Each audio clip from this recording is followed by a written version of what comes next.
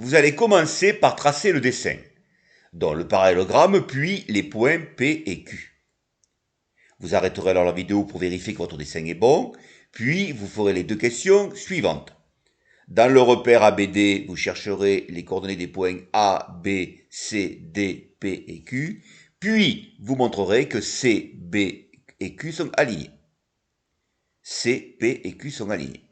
Donc, maintenant, on suppose que vous avez fait le dessin. Voilà donc à quoi doit ressembler votre dessin. Pour le point P, on voit bien qu'il est sur le segment AB.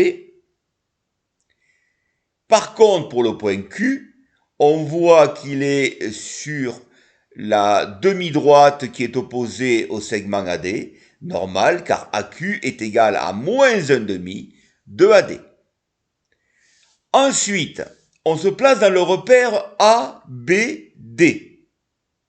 Si on avait eu un repère OIJ, le point O aurait eu pour coordonnées 0, 0, I aurait eu pour coordonnées 1, 0, et J aurait eu pour coordonnées 0, 1.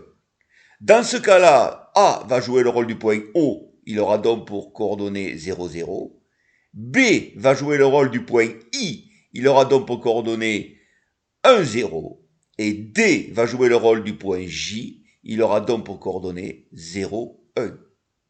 Le point P se trouvant sur l'axe des abscisses, il aura pour coordonnées 1 tiers et bien sûr 0.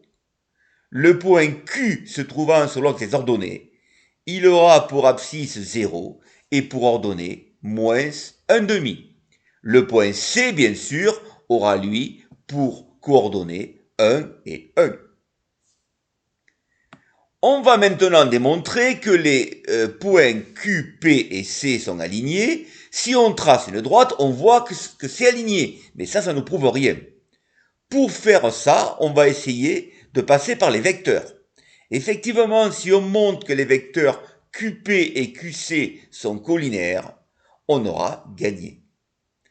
Nous avons des coordonnées, dont nous allons les utiliser. Nous allons calculer les coordonnées du vecteur QP et du vecteur QC. Voilà donc les calculs.